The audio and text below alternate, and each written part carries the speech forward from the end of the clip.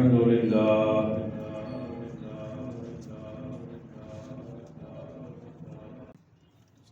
الحمد لله وكفى وسلام على عباده الذين اصطفى أما بعد فأعوذ بالله من الشيطان الرجيم بسم الله الرحمن الرحيم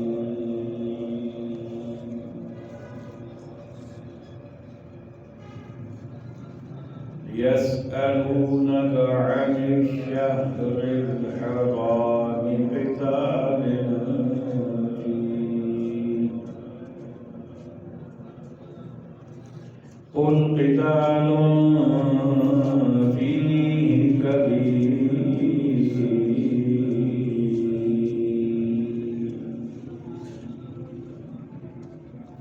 وصد عن سبيل الله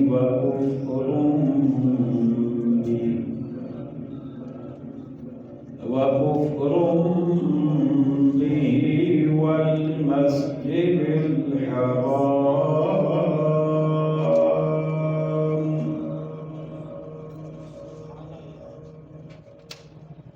صدق الله مولانا العظيم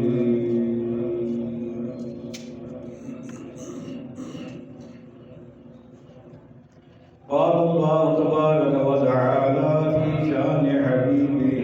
مخبرا وآمرا إن الله وملائكته يصلون على النبي يا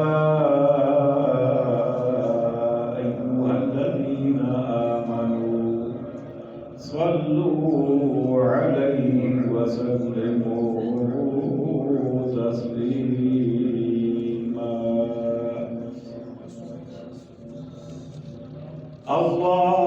اللهم صل على سيدنا ومولانا محمد وعلى آل سيدنا ومولانا وبارك وسلم مل کر پڑھیے صلی اللہ علیہ یا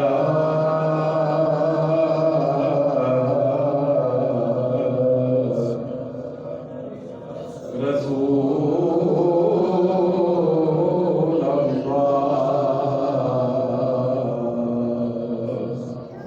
وسلم علیہ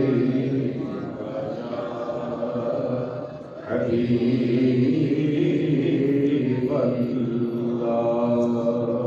پھر پڑھیے صلی اللہ علیہ یا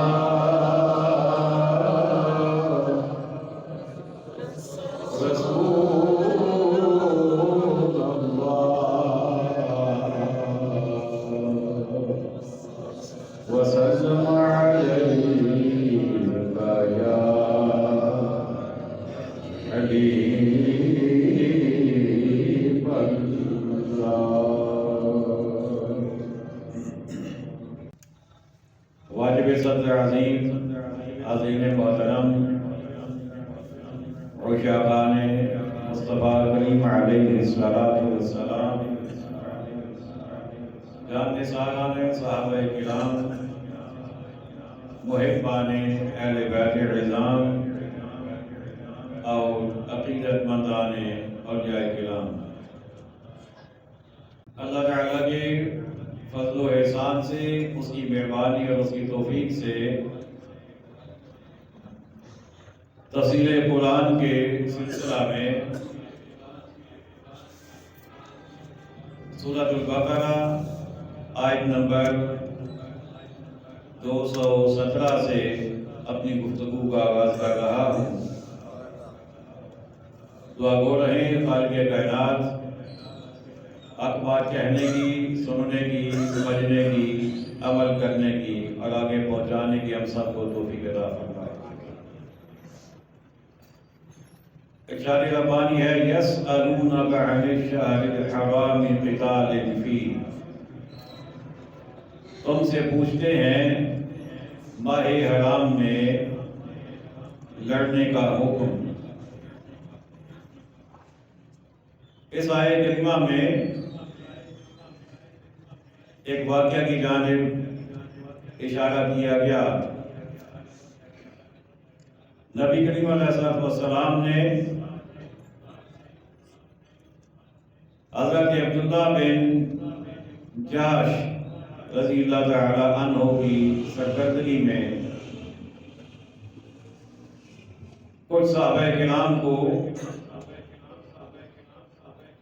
مشرکین سے جنگ کرنے کے لیے بھیجا۔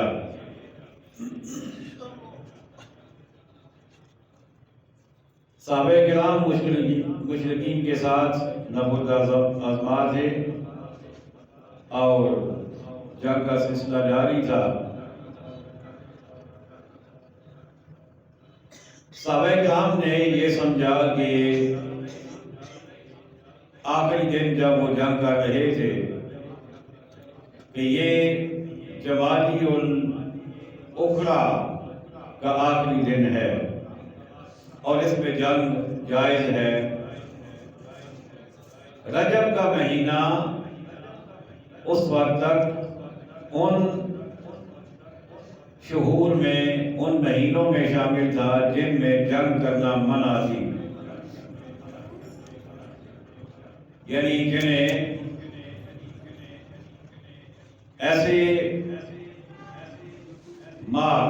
شمار کیا جاتا ہے شریعت میں، لیا جاتا رہا کہ جن میں جنگ کرنا منع تھی، ان میں رجب بھی شامل تھا۔ تو صحابہ کرام نے یہ سمجھا کہ یہ جمادی الاخری کی آخری تاریخ ہے، رجب تو ابھی شروع نہیں ہوا، تو لہذا آج ہم جنگ کر سکتے ہیں، جہاد اور قتال کر سکتے ہیں۔ لیکن انہیں معلوم نہیں تھا کہ گزشتہ رات رجب کا چاند طلوع ہو چکا تھا اور وہ دن یکم رجب کا تھا۔ اب مشرکین نے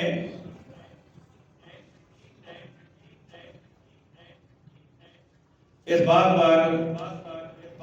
اعتراض کیا۔ انہوں نے کہا کہ اے مسلمانوں، تمہارا قرآن اور تمہاری شریعت یہ کہتی ہے کہ ماہ رجب میں جنگ کرنا منع ہے، جبکہ تم رجب میں جنگ کر رہے ہو۔ اور انہوں نے یہ بات، یہ سوال نبی کریم علیہ السلام کے سامنے بھی پیش کیا کہ آپ کے غلاموں نے رجب کے مہینے میں جنگ کی ہے، جبکہ اس مہینے میں جنگ کرنا تو منع ہے۔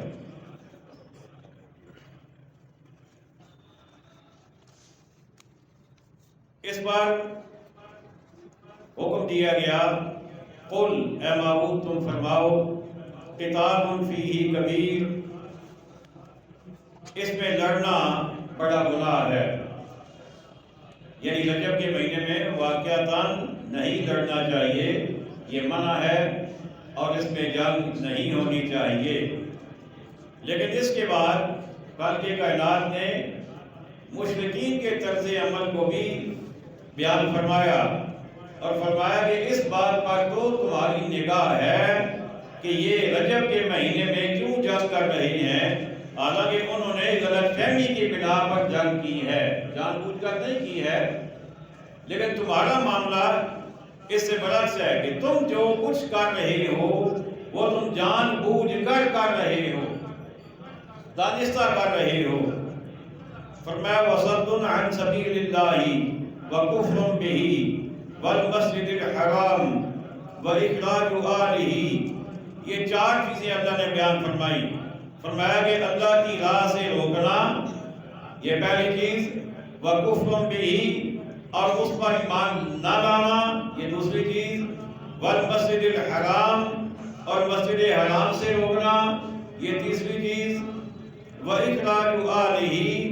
اور اس کے بسنے والوں کو نکال دینا، یعنی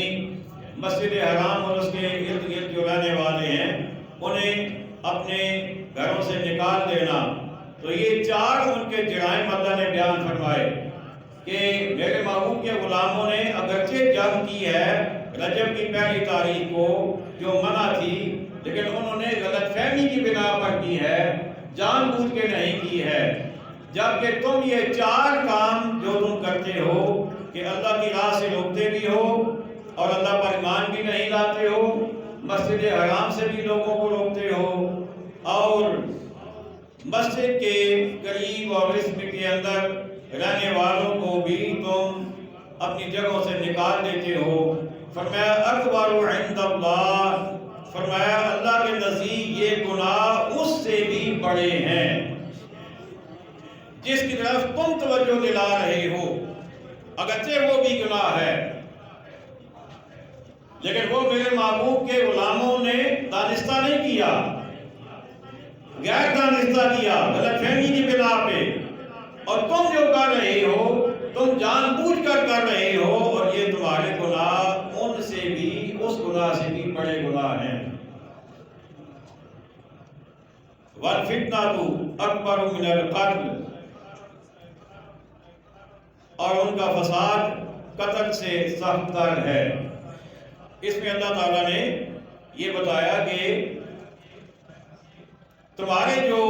کام ہیں وہ فتنہ کی تعریف میں آتے ہیں، فتنہ کی لسٹ میں آتے ہیں۔ تم فتنہ انگیزی کر رہے ہو، فتنہ پھیلا رہے ہو، اور فتنہ جو ہے یہ قتل سے بھی بڑا گناہ ہے۔ میرے محبوب کے غلاموں نے اگر جنگ کی ہے تو انہوں نے زیادہ سے زیادہ یہی کیا ہے نا کہ کسی کافر کو قتل کر دیا، کسی مشرک کو قتل کر دیا۔ تو وہ قتل کرنا کسی مشرک کا وہ چھوٹا گناہ ہے، وہ چھوٹا جرم ہے، جبکہ فتنہ پھیلانا یہ اس سے بڑا جرم ہے، اور تم تو فتنہ پھیلا رہے ہو۔ اور پھر اللہ نے اپنے محبوب کے غلاموں سے خطاب فرمایا وَلَا يَزَالُونَ يُقَاتِلُونَكُمْ حَتَّى يَرُدُّوكُمْ عَنْ دِينِكُمْ إِنِ اسْتَطَاعُوا، اور ہمیشہ تم سے لڑتے رہیں گے یہاں تک کہ تمہیں تمہارے دین سے پھیر دیں اگر بن پڑے۔ یعنی اے محبوب کے غلاموں، تمہارا دل یہ خیال ہے کہ کافر کسی وقت ہدایت پہ آ جائیں گے اور وہ تمہاری بات کو تسلیم کر لیں گے، تو فرمایا ایسا ہرگز نہیں ہے، وہ تم سے ہمیشہ جنگ کرتے رہیں گے، اس وقت تک جنگ کرتے رہیں گے جب تک وہ تمہیں تمہارے دین سے ہٹا نہیں دیتے۔ اس سے پہلے انہیں سکون نہیں ملے گا۔ اگر ان سے یہ ممکن ہوا تو وہ تمہیں دین سے ہٹا کر دم لیں گے، اس سے پہلے وہ باز نہیں آئیں گے۔ پھر فرمایا وَمَن يَرْتَدِدْ مِنْكُمْ عَنْ دِينِهِ فَيَمُتْ وَهُوَ كَافِرٌ فَأُولَئِكَ حَبِطَتْ أَعْمَالُهُمْ فِي الدُّنْيَا وَالْآخِرَةِ وَأُولَئِكَ أَصْحَابُ النَّارِ هُمْ فِيهَا خَالِدُونَ۔ اور تم میں جو کوئی اپنے دین سے پھرے پھر کافر ہو کر مرے تو ان لوگوں کا کیا اکارت فی الدنیا والآخرہ، دنیا میں اور آخرت میں، وَأُولَئِكَ أَصْحَابُ النَّارِ، اور وہ دوزخ والے ہیں، ہم فیہا خالدون، انہیں اس میں ہمیشہ رہنا۔ اب اس آیت کریمہ میں اور ان الفاظ میں یہ بتایا گیا کہ کافر تمہیں دین سے ہٹانے کی کوشش کریں گے، لیکن تم دھیان کرنا جو کوئی دین میں آ کر پھر دین سے نکل جائے اسے مرتد کہا جاتا ہے، اور اس کا یہ عمل ارتداد کہلاتا ہے۔ تو فرمایا کہ جو مرتد ہو جائے، دین میں آ کر اسلام قبول کر کے پھر واپس چلا جائے، فرمایا وہ مرتد ہے، اور اگر وہ اسی حالت میں مر گیا کفر کی حالت میں، تو فرمایا کہ ان لوگوں کے سارے نیک اعمال ضبط ہو جائیں گے، ختم ہو جائیں گے، وہ بیکار ہو جائیں گے، وہ ان کے کسی کام نہیں آئیں گے۔ دنیا میں بھی اور آخرت میں بھی ان کا کوئی نیک عمل انہیں کام نہیں آئے گا۔ اولئک اولئک اصحاب النار، وہ دوزخ والے ہیں، ہم فیہا خالدون، ہمیشہ اس میں رہیں گے۔ اب یہاں بات یہ جو آیت کریمہ ہے، آگے چلنے سے پہلے اس پر غور فرمائیے۔ تو اس میں خالق کائنات نے ارشاد فرمایا کہ وَالْفِتْنَةُ أَكْبَرُ مِنَ الْقَتْلِ، اور فتنہ قتل سے بھی زیادہ سخت ہے۔ آج کل ہمارے دور میں بہت سارے لوگ ایسے ہیں کہ جو فتنہ گری کا کام کرتے ہیں، فتنہ پھیلانے کا، اور وہ سمجھتے یہ ہیں کہ ہم تو اچھا کام کر رہے ہیں۔ انہیں سمجھایا جائے تو وہ کہتے ہیں نہیں آپ کو غلط فہمی ہوئی ہے، ہم تو جو کر رہے ہیں ہم تو بہت اچھا کر رہے ہیں۔ تو ایسے لوگوں کو اپنے غلط افعال اور غلط اعمال سے بچ کر زندگی گزارنی چاہیے، اس لیے کہ ایسے کام کرنے والا اللہ کی پکڑ میں آ جاتا ہے اور عذاب کا شکار ہو جاتا ہے۔ پھر فرمایا ان الذین آمنوا والذین ہاجروا وجاہدوا فی سبیل اللہ، وہ جو ایمان لائے اور وہ جنہوں نے اللہ کے لیے اپنا گھر بار چھوڑا اور اللہ کی راہ میں وہ لڑے، اولئک یرجون رحمت اللہ، وہ رحمت الہی کے امیدوار ہیں، واللہ غفور رحیم، اور اللہ بخشنے والا مہربان ہے۔ اس آیت کریمہ میں 3 چیزوں کا ذکر کیا گیا: ایمان لانے کا، ہجرت کرنے کا، جہاد کرنے کا۔ تو فرمایا کہ جو بندہ یہ 3 کام کرے گا، ایمان لائے، ہجرت کرے اور اللہ کی راہ میں جہاد کرے، تو اس کے بارے میں رب نے فرمایا کہ یہ لوگ اللہ کی رحمت کے امیدوار ہیں۔ اب بہت سارے صحابہ کرام ایسے ہیں جنہوں نے ایمان قبول کیا، پھر انہیں ہجرت کی حبشہ کی جانب، اور اس کے بعد پھر کچھ ایسے ہیں کہ جو حبشہ کی جانب تو انہوں ہجرت کرنے کا موقع نہیں ملا، بعد میں ایمان لائے تھے، لیکن ہجرت مدینہ اس میں وہ ضرور شامل ہوئے۔ اور پھر فتح مکہ کے بعد کچھ صحابہ کرام آقا علیہ السلام کے بارگاہ میں پہنچے، کچھ افراد اور وہ صحابی بنے، انہوں نے ایمان قبول کیا۔ اگرچہ اس سے پہلے مشکل مرحلہ اور انتہائی کٹھن مرحلہ وہ گزر چکا تھا، لیکن اس کے بعد جتنی جنگیں ہوئیں اس میں انہوں نے شمولیت کی، ہجرت بھی کی۔ تو سارے صحابہ کرام اس خوشخبری کے سزاوار ہیں، اس کے مستحق ہیں۔ فرمایا اولئک یرجون رحمت اللہ، فرمایا جن میں یہ 3 خصوصیات پائی جائیں، فرمایا وہ رحمت الہی کے امیدوار ہیں۔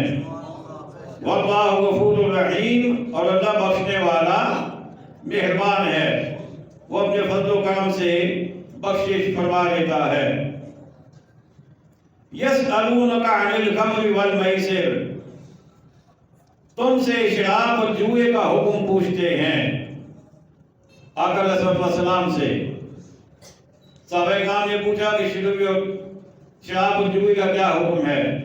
تو ان کے بارے میں رب نے فرمایا قل فیہما اسم کبیر ومنافع للناس، تم فرماؤ کہ ان دونوں میں بڑا گناہ ہے اور لوگوں کے لیے کچھ دنیوی نفع بھی، یعنی کچھ دنیاوی نفع بھی ہے لیکن گناہ زیادہ ہے، نفع کم ہے گناہ زیادہ ہے۔ اور یہ جو آیت کریمہ ہے شراب کے بارے میں اور جوئے کے بارے میں، یہ یعنی اختتامی مرحلہ نہیں ہے، یہ درمیان کا مرحلہ تھا۔ اس کے بعد پھر اللہ نے آیت کریمہ نازل فرمائی جس میں مکمل طور پر شراب اور جوئے کو حرام قرار دے دیا گیا۔ تو یہ ابتدائی یا درمیانی مرحلہ تھا جس میں یہ بتایا گیا کہ اگرچہ اس میں کچھ فائدے بھی ہیں لیکن نقصان زیادہ ہیں اور گناہ بھی زیادہ ہے۔ جب یہ آیت کریمہ نازل ہوئی نا تو اس کے بعد جو نفیس الطبع انسان تھے اور جو اچھی طبیعت کے مالک تھے، انہوں نے اس حکم کے بعد ہی شراب و جوئے کو چھوڑ دیا۔ یہ ابتدائی حکم تھا۔ اس کے بعد پھر اگلا حکم یہ آیا کہ جب تم نماز کی حالت میں ہو، یعنی نماز کے لیے تم جانا چاہو تو نشے کی حالت میں تم نماز نہ پڑھو جب تک نشہ تمہارا اتر نہ جائے، یعنی تب تک بھی شراب پینا کلیتاً منع نہیں تھا، لیکن نماز کی ممانعت کر دی گئی نشے کی حالت میں۔ اس کے بعد پھر حتمی حکم آ گیا، اس میں اللہ تعالیٰ نے مکمل طور پر شراب و جوئے کو حرام قرار دے دیا گیا۔ لیکن افسوس کی بات یہ ہے کہ آج بھی مسلمان کہلانے والے شراب، بہت سارے لوگ ہیں جو شراب چھوڑتے نہیں ہیں، جو شراب کے عادی ہیں، اور وہ کہتے ہیں کہ اس کے بغیر ہماری طبیعت خراب ہو جاتی ہے، ہمیں اس کے بغیر نیند نہیں آتی، کوئی کیا کہتا ہے کوئی کیا کہتا ہے۔ لیکن جب اسلام نے ایک چیز کو حرام قرار دے دیا تو اس کے بعد اس کی طرف جانا کسی بھی مسلمان کو کسی لحاظ سے جائز نہیں ہے۔ اب حضرت مولا علی شیر خدا رضی اللہ تعالی عنہ، آپ کی دو روایات ہیں آپ کے بارے میں اور آپ کے حوالے سے، آپ کی اپنا تعبیر ہے، آپ وہ سنیں گے تو آپ کو پتہ چلے گا کہ ایمان والے کا مقام اور مرتبہ کیا ہوتا ہے۔ آپ فرماتے ہیں کہ اگر کسی کنویں میں شراب کا صرف ایک قطرہ گر جائے، کتنا؟ ایک قطرہ، صرف ایک قطرہ شراب کا گر جائے کسی کنویں میں، اس کے بعد اس کنویں کو پاٹ دیا جائے، یعنی اس کو مٹی سے بھر دیا جائے، اس کے اوپر مینار بنایا جائے اور عبادت گاہ وہاں پہ بنا دی جائے، آپ کہتے ہیں کہ علی وہ ہے کہ اس مینار پر چڑھ کر اذان بھی نہیں کہے گا۔ یعنی اسلام سے اتنی نفرت حضرت مولا علی شیر خدا رضی اللہ تعالیٰ عنہ کو کہ کنواں تھا، شراب کا صرف ایک قطرہ گرا، اس کو مٹی سے بھر دیا گیا، اس کے اوپر مینار بنا دیا جائے، تو حضرت علی فرماتے ہیں کہ علی اس پر مینار پر چڑھ کر اذان بھی نہیں کہے گا۔ ایک روایت یہ، اور دوسری آپ کی روایت اور آپ کا فرمان یہ ہے، آپ فرماتے ہیں کہ اگر کسی دریا میں شراب کا کوئی قطرہ گر جائے اور پھر اس دریا سے پانی لے کر کسی زمین کو سیراب کیا جائے، یا وہ پانی کہیں سے گزرے اور اس پانی سے جو گھاس پیدا ہوگی، فرمایا کہ میں علی اپنے جانوروں کو وہ گھاس بھی نہیں کھلاؤں گا، وہ گھاس بھی میں نہیں کھانے دوں گا۔ تو اتنی بری چیز ہے، اور اللہ تعالیٰ نے اس کے بارے میں شروع میں یہ فرمایا تھا کہ اس میں کچھ فائدے ہیں، لیکن بعد میں مکمل طور پر اس کو منع کر دیا گیا۔ فرمایا وَإِسْمُهُمَا أَكْبَرُ مِن نَّفْعِهِمَا، اور ان کا گناہ ان کے نفع سے بڑا ہے۔ وَيَسْأَلُونَكَ مَاذَا يُنْفِقُونَ، اور تم سے پوچھتے ہیں کیا خرچ کریں، تم سے پوچھتے ہیں کیا خرچ کریں۔ ایمان والے آتے تھے صحابہ کرام آقا رسول اللہ اسلام کی بارگاہ میں، یا رسول اللہ یہ فرمائیے کہ ہم کتنا خرچ کریں، کیا خرچ کریں اللہ کی بارگاہ میں، تو آقا رسول اللہ اسلام پھر انہیں جواب عنایت فرماتے تھے۔ اب جواب کیا اللہ نے دیا؟ فرمایا قُلِ الْعَفْوَ، فرمایا تم فرماؤ جو فالتو بچ جائے۔ یہ پہلا حکم تھا، اب یہ حکم نہیں ہے، زکوٰۃ آنے کے بعد یہ حکم اب نہیں رہا، لیکن پہلے حکم یہ تھا جب تک زکوٰۃ فرض نہیں ہوئی تھی کہ تمہارے پاس اگر مال ہے تو جتنا تم اپنی ذات پر، اپنے اہل و عیال پر، اپنی ذریات پر خرچ کرو، باقی جتنا بچ جائے وہ سارے کا سارا اللہ کی راہ میں دینا ہے، وہ سارے کا سارا مجھے بولیے اللہ کی راہ میں دینا ہے۔ اور صحابہ دیتے تھے، صحابہ کرام بچاتے نہیں تھے، جو آ گیا جتنا ضرورت ہے وہ خرچ کیا، باقی جو ہوتا وہ اللہ کی راہ میں دیتے رہے۔ لیکن اس کے بعد پھر یہ آیت منسوخ ہو گئی، اس کا حکم منسوخ ہو گیا زکوٰۃ کے آنے کے بعد، کہ زکوٰۃ جو ہے وہ فرض ہو گئی، اس میں 40واں حصہ یعنی 2.5% زکوٰۃ فرض کی گئی، اور وہ بھی صاحب نصاب پر، ہر آدمی پر تو زکوٰۃ نہیں ہوتی نا، صاحب نصاب پر، اور وہ بھی نصاب پورا سال یعنی کہ ایک دفعہ صاحب نصاب ہو جائے اور اس کے بعد سال گزر جائے تو تب جا کر زکوٰۃ فرض ہوتی ہے۔ باقی نفلی صدقہ جو ہے وہ جب وہ چاہے جتنا چاہے وہ کیا جا سکتا ہے اور وہ کرنا بھی چاہیے۔ كَذَلِكَ يُبَيِّنُ اللَّهُ لَكُمُ الْآيَاتِ لَعَلَّكُمْ تَتَفَكَّرُونَ۔ اسی طرح اللہ تم سے آیتیں بیان فرماتا ہے کہ کہیں تم دنیا اور آخرت کے کام سوچ کر کرو، لَعَلَّكُمْ تَتَفَكَّرُونَ فِي الدُّنْيَا وَالْآخِرَةِ، کہ کہیں تم دنیا اور آخرت کے کام سوچ کر کرو۔ یعنی اللہ یہ جو آیتیں نازل فرماتا ہے یہ اس لیے نازل فرماتا ہے کہ تم اپنی مرضی نہ کرو، تم کوئی بھی کام کرنے سے پہلے تم یہ دیکھو کہ اللہ کا حکم اس کے بارے میں کیا ہے، اللہ نے کیا ارشاد فرمایا ہے۔ کوئی بھی کام کرنے سے پہلے تمہیں شریعت کا حکم معلوم کرنا چاہیے۔ لیکن آج کا دور بڑا ہی میں سمجھوں خسارے کا دور ہے، نقصان کا دور ہے، اس لیے کہ پہلی بات تو یہ ہے کہ ہم میں سے اکثریت جو ہے وہ شریعت کا حکم معلوم کرنے کی کوشش ہی نہیں کرتی، اکثریت، اور جنہیں پتہ بھی ہو وہ ان پر عمل نہیں کرتے، اور کسی کو اگر بتایا بھی جائے تو وہ کہتے ہیں وہ ٹھیک ہے جی، پتہ ساڑھے کی بات، یعنی بالکل واضح طور پہ بندے کو بتایا گیا نا، فرض کریں آپ نے یہ جو کڑا پہنا ہوا ہے یہ منع ہے آپ کے لیے، بال آپ نے کندھے سے نیچے تک اگر بڑھائے ہوئے ہیں یہ بال منع ہے، اگر آپ نے 2 یا 3 انگوٹھیاں پہنی ہیں یہ منع ہے۔ اچھا ٹھیک ہے جی، ٹھیک ہے،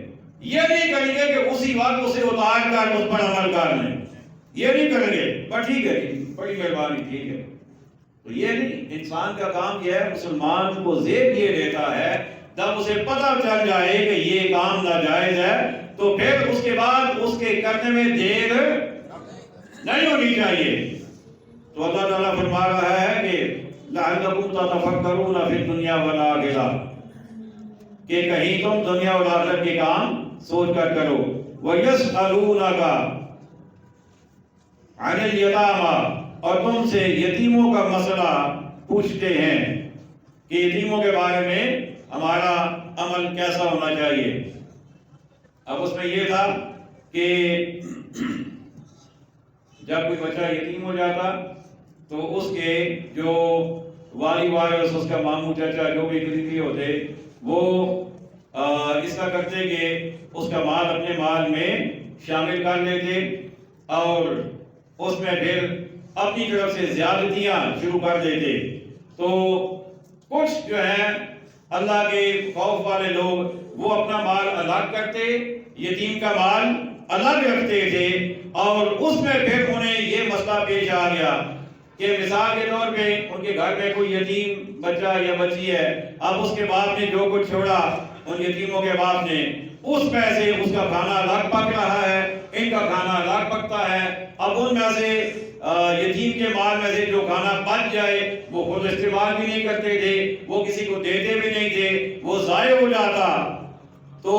اس بارے میں پھر انہوں نے آ کر سوال کیا آقا علیہ السلام سے کہ یا رسول اللہ یہ پوزیشن ہے کہ ان کے مال سے جو کچھ ہم خریدتے ہیں یا جو پکاتے ہیں وہ بعض ضائع ہو جاتا ہے، ہم کسی کو دیتے بھی نہیں ہیں، تو اس کے بارے میں حکم کیا ہے؟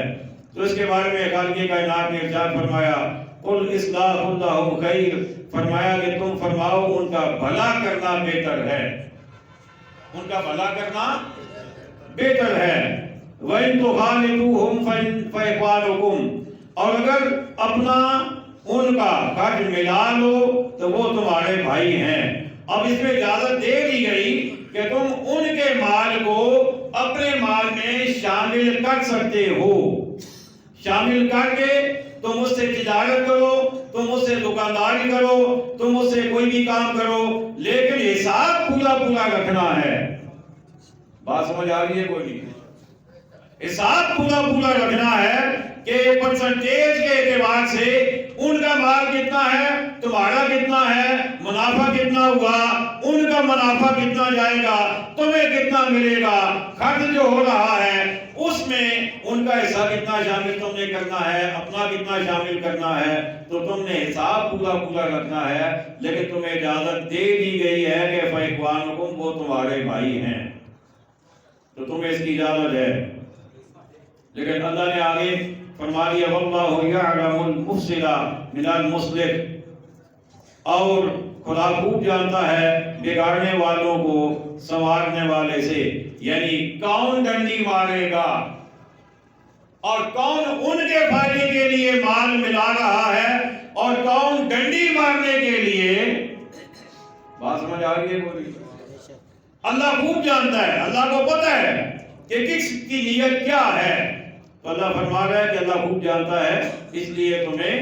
باخبر رہنا چاہیے۔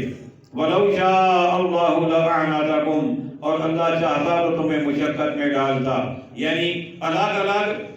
رکھوا کے کہ ان کا مال الگ رکھو، اپنا الگ رکھو، ان کے لیے الگ تجارت کرو، اپنے لیے الگ کرو، تو یہ تمہارے لیے مشقت ہو جاتی۔ تو اللہ نے تمہیں مشقت میں نہیں ڈالا، اس نے اکٹھا کرنے کی اجازت دے دی، لیکن تم نے حساب پورا رکھنا ہے۔ ان اللہ عزیز حکیم، بے شک اللہ زبردست حکمت والا ہے۔ وَلَا تَنكِحُوا الْمُشْرِكَاتِ حَتَّى يُؤْمِنْ، اور شرک والی عورتوں سے نکاح نہ کرو جب تک مسلمان نہ ہو جائیں۔ تو جو ہے آپ کی شرک والی عورتوں سے نکاح نہ کرو جب تک مسلمان نہ ہو جائیں۔ آج کل ہمارے جو نوجوان باہر چلے جاتے ہیں نا یورپ کنٹریز میں، پھر وہاں جا کے وہ آزاد ہو جاتے ہیں، پھر وہ پہلے خوب دوستی بڑھاتے ہیں اور پھر ماں باپ کو آگے بتاتے ہیں، کوئی وہ یہ بھی تکلف نہیں برداشت کرتے، اور ان کا ایمان بھی نہیں دیکھتے کہ کیا ان کا ایمان ہے کیا نہیں ہے، وہ مسلمان ہیں بھی یا نہیں ہے، اور بہت زیادہ اس میں بے راہ ہو جاتے ہیں۔ تو آپ نے فرمایا کہ بالکل ایسا اس کی اجازت نہیں ہے۔ شرک والی عورتوں سے نکاح نہ کرو جب تک مسلمان نہ ہو جائیں۔ وَلَا أَمَةٌ مُؤْمِنَةٌ خَيْرٌ مِّن مُشْرِكَةٍ وَلَوْ أَعْجَبَتْكُمْ، اور بے شک مسلمان لونڈی مشرکہ سے اچھی اگرچہ وہ تمہیں بھاتی ہو، یعنی شرک کرنے والی عورت اگرچہ تمہیں پسند ہو لیکن اس سے بہتر تمہیں وہ لونڈی اچھی ہے جو مسلمان ہے، تو تمہیں اس کے ساتھ توجہ رکھنی چاہیے، ادھر توجہ کرنی چاہیے۔ پھر فرمایا وَلَا تُنكِحُوا الْمُشْرِكَاتِ حَتَّى يُؤْمِنُوا، اور مشرکوں کے نکاح میں نہ دو جب تک وہ ایمان نہ لے آئیں، یعنی اپنی عورتیں وہ تم نے مشرکوں کو نکاح میں نہیں دے گی جب تک وہ ایمان نہ لے آئیں، مسلمان نہ ہو جائیں۔ یعنی اگر خدا نہ خاصا کسی کی بیٹی کسی کی بہن یہ کہتی ہے میں نے فلاں سے شادی کرنی ہے اور وہ مسلمان نہیں ہے، تو گھر والوں کو قطعی طور پر اس کا نکاح وہاں کرنے کی، وہاں شادی کرنے کی اجازت نہیں ہے۔ وَلَعَبْدٌ مُؤْمِنٌ خَيْرٌ مِّن مُشْرِكٍ وَلَوْ أَعْجَبَكُمْ، اور بے شک مسلمان غلام مشرک سے اچھا اگرچہ وہ تمہیں بھاتا ہو، یعنی اگر مسلمان غلامی کی حالت میں بھی ہو تو وہ اس عورت سے اچھا ہے جو مشرکہ ہے۔ اور یہ احکامات چونکہ اس دور کے تھے جب تک لونڈی اور غلام کا رواج تھا، لیکن حکم ہمارے لیے اب بھی وہی ہے کہ مشرکہ عورت سے نکاح نہیں کرنا جب تک وہ مسلمان نہ ہو جائے، اور اپنی عورت کسی مشرک کو نہیں دینی جب تک وہ مسلمان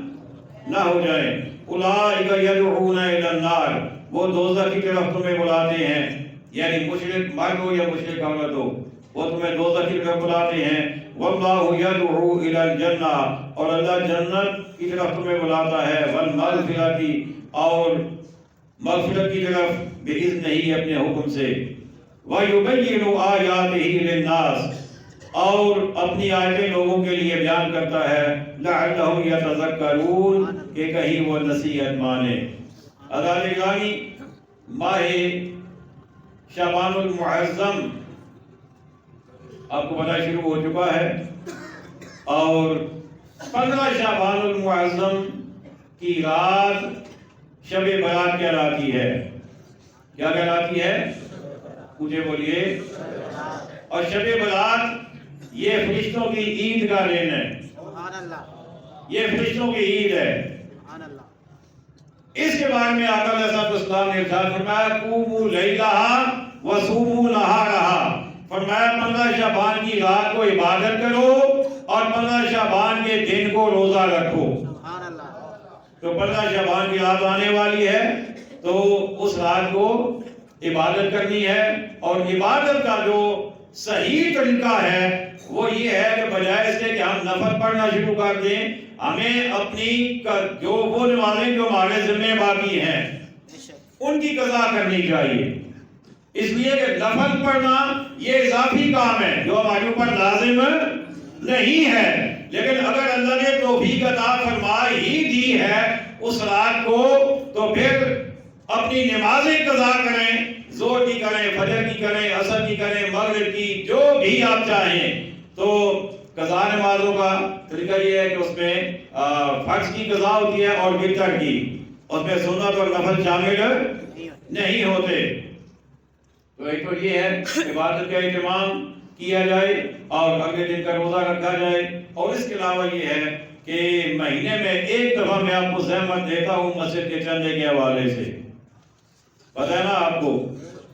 مسجد کا چندہ ویسے تو آپ روٹین میں جو 10، 5، 20، 50 جو کسی کو توفیق ہوتی ہے وہ آپ دیتے ہیں، لیکن جب پہلی تاریخیں ہوتی ہیں ان میں تھوڑی ہماری کوشش ہوتی ہے، ہم خود بھی آپ کے ساتھ شامل ہوتے ہیں کہ ذرا روٹین سے ہٹ کر زیادہ چندہ دیا جائے تاکہ تعمیرات میں ہمارا حساب بھی اللہ کے کرم سے زیادہ ہو جائے۔ تو آج کا چندہ جو ہے یہ اس میں دل کھول کر آپ نے دینا ہے، اور جتنی اللہ نے توفیق دی ہے اس کے حساب سے۔ لیکن ابھی آپ نے سنا کہ صحابہ کرام نے پوچھا کہ یا رسول اللہ کیا خرچ کریں، تو جواب کیا ملا تھا؟ جو بچ جائے، جتنا فالتو ہو وہ خرچ کرنا ہے۔ یہ تو اللہ کا شکر ہے، اس کی مہربانی ہے کہ اس نے بعد میں یہ حکم واپس لے لیا، ورنہ ہم جیسے تو مارے جاتے، ہمارے تو پاکٹ جب جیب، ہاتھ کی طرف جیب، ہاتھ جیب طرف جانا ہی نہیں تھا کہ سارے کیسے نکال کے دیں۔ لیکن اللہ نے وہ حکم بدل دیا، لیکن اس کے باوجود ہمیں چاہیے کہ ہم زیادہ سے زیادہ دیں۔ اللہ تعالیٰ ہمیں توفیق عطا فرمائے۔ وما علینا الا البلاغ المبین۔